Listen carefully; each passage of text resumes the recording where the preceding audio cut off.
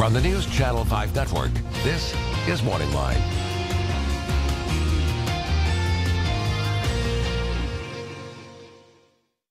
Good morning, everyone. Thanks for joining us on MorningLine. That's the big show here. I am Nick Barris. It is Wednesday. We have a good show as always. I don't even know why I say that, because you know before I say it that it's a good show. MorningLine's always good. It just depends whether or not you're interested in this topic, and this is a good one this morning, I think, as we talk, as we do often with our guest, about malpractice, whether or not you've been harmed by a doctor or a hospital treatment. You think maybe you have a case, and you'd be surprised how many people think, did things go right here? What should I do about this? We'll tell you exactly what you should do if you have some suspicions of such with our guest this morning, Clint Kelly, malpractice attorney here in town. How are you doing? How are you? I'm doing good. Not a lot of you around town, right? I mean, malpractice attorneys, it's definitely a niche of the legal practice, and everyone knows about malpractice, but attorneys that specifically do these kind of cases, I don't know, how many? Very small fraternity. Very small. Yeah, I'd say maybe 30 or so in the city that do this regularly. Isn't that interesting? And when you go to to look for a lawyer, there's probably thousands of lawyers. Oh yeah. All right, but malpractice, why is that? Well, a couple of reasons. First of all, it's very expensive litigation, so there's only so many lawyers who can afford to do it. Okay. And secondly, it depends on a high degree of skill and access to experts, and again, very few lawyers can do that as well. I'm board certified, so I've been doing this for years, and I've actually had a board of medical malpractice attorneys certify me as a specialist, and there's very few of us as well across the state. Part of it is, okay, I would think if I was looking for a malpractice attorney, the most important thing I would look for would be experience in that attorney.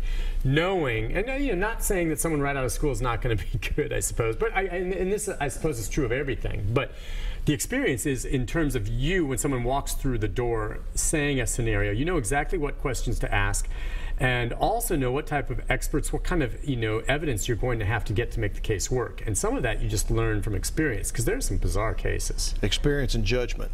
Judgment, all right. Judgment's a big part of it, because you can have a lot of, well, I guess judgment follows experience. You can have a lot of experience, but if you are incapable of making good judgments about which cases to take to trial, which cases to take at all, then you're not going to be in this business very long. Yeah, you won't last long, because if you choose the wrong ones. And as we've said before when you've been on this program, and of course he's a regular guest, there are times someone will walk in through your front door and you'll hear their case and you'll say, sir or ma'am, you do have an issue here. There was something done wrong in your case, but we can't sue.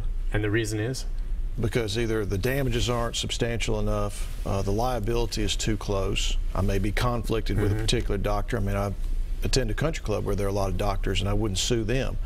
But more often than not, it's judgment on my part that if I don't think I can win the case, I'm not going to take it. Okay. Listen, just for you at home sitting there thinking, okay, and I know many of you are regulars, and you may want to follow up with a call you've made, but if you could, Clint, can you give them a definition, as we always do at the beginning of this show, of what a malpractice case would be? Yeah, it is a case in which there are three things that have gone on, one after the other. First of all, there's been a departure from the standard of care. We call it basic care, that you must be able to prove the doctor or healthcare provider failed to provide basic care. Secondly, you have to prove that that negligence, that failure to provide basic care, caused an injury. Because there are times people are injured, but it's not as a result of medical negligence. It may be the result of some independent act, or perhaps a condition that wasn't diagnosed, it was no one's fault. Third, you have to prove damages, and that's really where a lot of these cases get tripped up, is unless the damage is substantial and catastrophic, permanent, I won't take the case, because juries, in my experience, will not award verdicts in cases where damages are temporary or small. Okay. The first one that you talked about, whether a standard of care was violated, I understand how that works, but if you are a patient and you deal with a doctor, you go once in a while, you don't know what the standard of care is necessarily. You may know if you had a bad result, and we've said before that doctors are not miracle workers.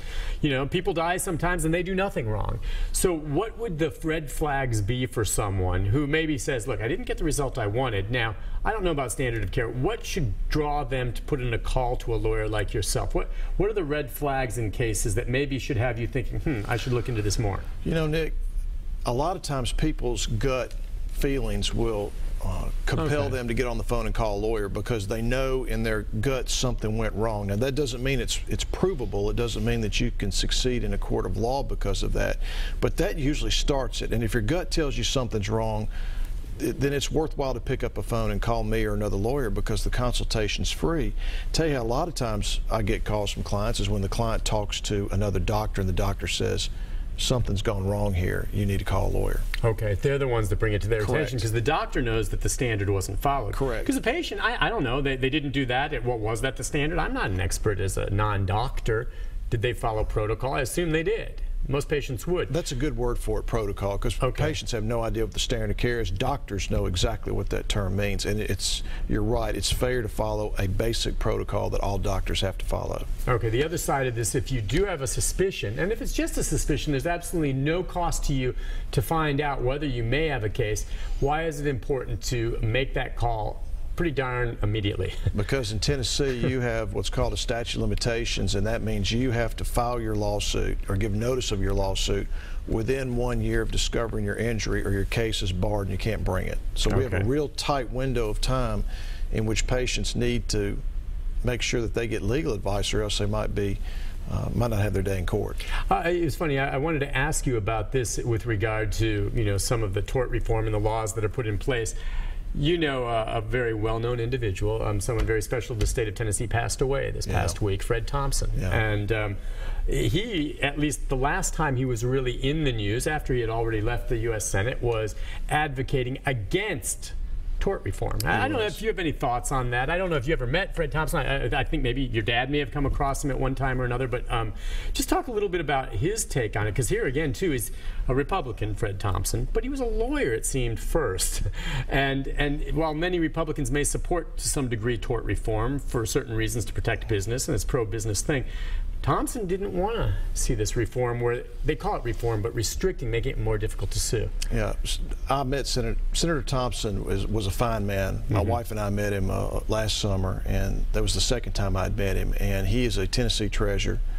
He's going to be missed.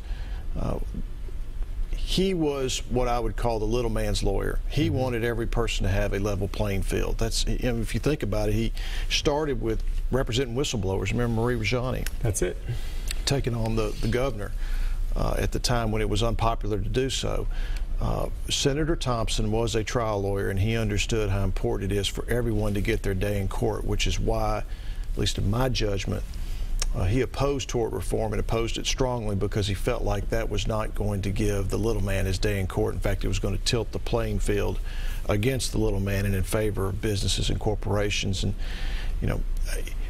he is going to be sorely missed, Nick, for a whole lot of reasons, but primarily because you felt like when you knew him, and you felt like when you listened to him, he was watching out for you. Right. I couldn't have put it better. That's the way I felt when I covered him and when I was around him. When I heard the news, and I'm sure you did, it just hurt. Yeah. I didn't get to know him well, but it's interesting. I saw him, I think the last time I saw him was at a banquet last year in the summer or something, and at the time, I don't know if you noticed this, that's why I was a little surprised when this came. He had a recurrence of lymphoma, but when I saw him last year at this banquet, and he was the keynote speaker, he looked well, and he certainly gave no indication at that event that he was sick. But do you recall, did he look ill to you last year at this time? No, he looked fine to me. He looked fit and trim. I mean, when I heard the news on the TV, I went back and told my wife in the bedroom, and she was stunned because we both had seen him, and he looked healthy and vivacious. And, I mean, he kept this quiet, and probably for good reason. And, yeah, it was just a stunner. Yeah, I should say also, by the way, we'll have more information on this for you tomorrow during Open Phones. There's going to be a memorial for him at War Memorial Building, I believe. Is that Friday or Saturday? They just sent the announcement out, and we're going to do our best to abide by the family's wishes, but if we can, we'll try to bring it live on this, but we don't yet know if that's lined up, but that'll come. I wanted to hit you on this as well. By nature of calling it tort reform, that is implying that there's something wrong.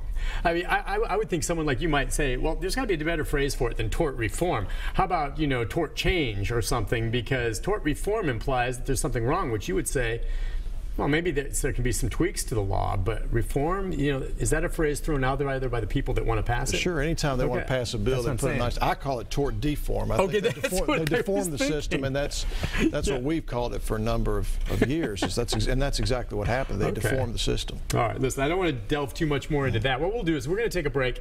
When we come back, the lines are open. We have some calls coming in. The number is 737-7587. You know what? One of the reasons I enjoy this show is, obviously, I learn a lot from you every time you come on.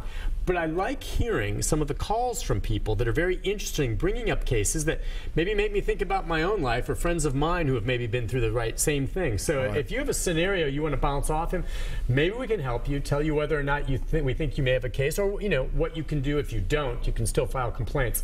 We'll be back. If you want to jump in, we have a couple lines open, 737-7587, and we'll be right back after this.